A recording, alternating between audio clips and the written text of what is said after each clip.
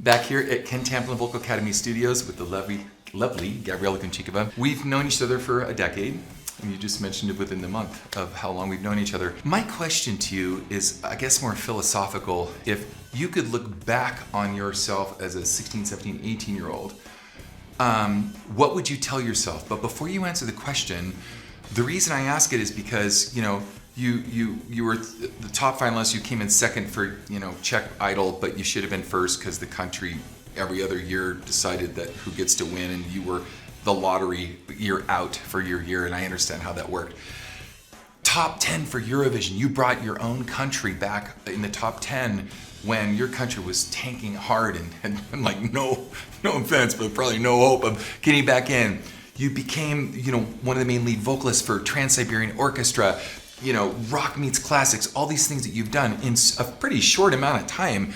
But looking back on that, including bad management and other things that you've had, what would you tell yourself looking back that you would change about what you would have done differently? How would you have changed your singing journey? I know that's a personal question. Well, it's kind very of personal. I'm sorry. Dual, because singer and artist, that's one thing, but I think that artists in general have a tendency to have a bit of low confidence, second guess themselves constantly, because obviously the world out there is putting the trends there, and they say like, look, this is what's popular, this is what people want, and not all of us necessarily fit into that category. Not all of us, we want to create that kind of art. And so again, since I was 17 and 18, I was pretty much in the rock and metal world, which even in my country was just kind of very small.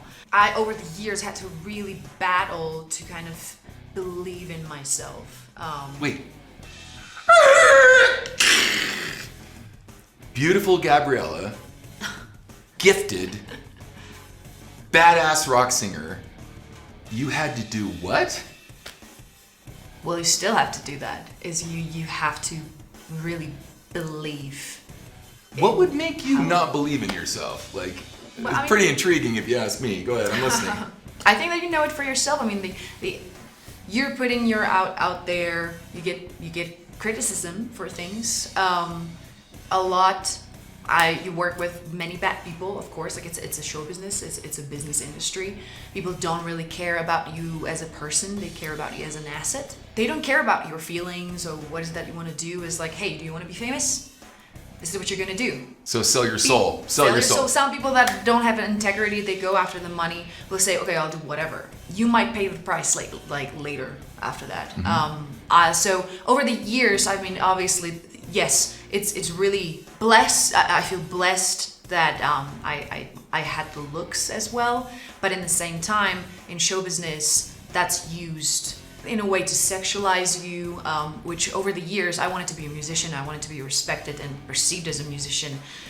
But any manager that would work with me was just like, well, let's make a video, but the clothes need to be kind of off.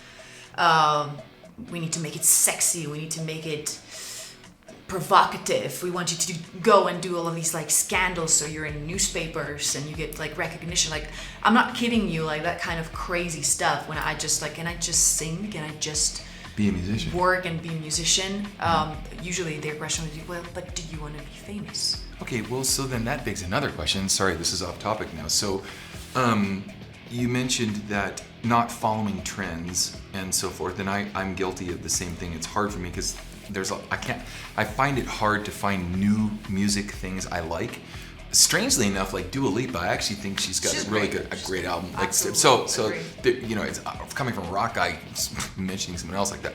So there are diamonds out there, but are you ever tempted to shift gears into moving into something else that maybe you don't love and wasn't even part of the core, psyche of what you grew up in?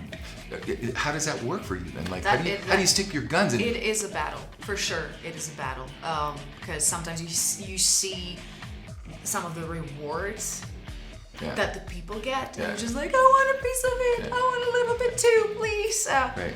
But then, and again, rock and metal is not as huge as it used to be, right? In the 70s or in the 80s, even 90s, even 2000.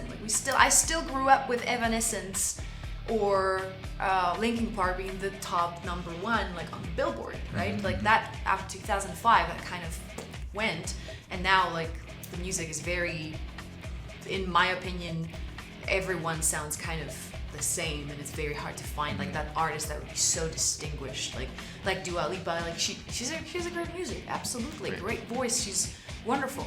So it's not all of them, but it used to be a little bit more diversity in music. You had in the same chart Elton John and Aerosmith fighting, yeah, exactly, for the spot, and like that I think that was really cool. So yes, I do struggle with that, but then I always need to go back to, well, am I gonna follow the trend and do something that everyone else is doing for the sake of being acknowledged, or do I stay authentic and maybe try to kind of do it harder, do it the hard way, but stay authentic and true to what I love and the way I was created, like, which I have passion and love for something. The kind of music that I'm listening is the only thing that like warms up my heart, makes me happy, and any time I abandon that path, there would always be some struggle and unhappiness. Because I truly wondered for myself. I've never, thankfully, done it in that way. I've done a lot of music for film and television. I don't know if the cameras can see this or not. You can't actually, but so I recognize what is required to do other things that are not my passion. But one thing that I've learned more than anything is once I have divested myself, or I say gone off the course, gone off course, and tried to do something else, a grunge thing that wasn't me necessarily, or this, that, whatever, I lost myself. Yes. And when I lost myself, it's anything goes. Then why don't you kind of become a whore or a prostitute, sort of, just in the name of staying in the business, which was what I did when I got into film and television, was I just thought, well, I'd make music doing that, realizing I'm just making all this music I don't love. This is stupid. Like, why am I doing this? So I guess maybe the ultimate conclusion would be to stay core to what you know to be true, to be open-minded. If there's a new inspiration, new artists and stuff, be open-minded. But also, I just want to commend to you that it's awesome that you have stayed core, because I truly believe in the end and in the long run, someone that is true to themselves. Bon Jovi's a good example of this, by the way, who didn't do the grunge thing, or Van Halen didn't do the grunge thing, or AC/DC didn't do the grunge thing, or Aerosmith didn't do the grunge. All these bands that stayed core and true to themselves, they maintained the longevity of their careers over time. And as hard as it was to go through trends and fads and the flash in the pan flavor of the monthly kind of things, you're going to win in the end.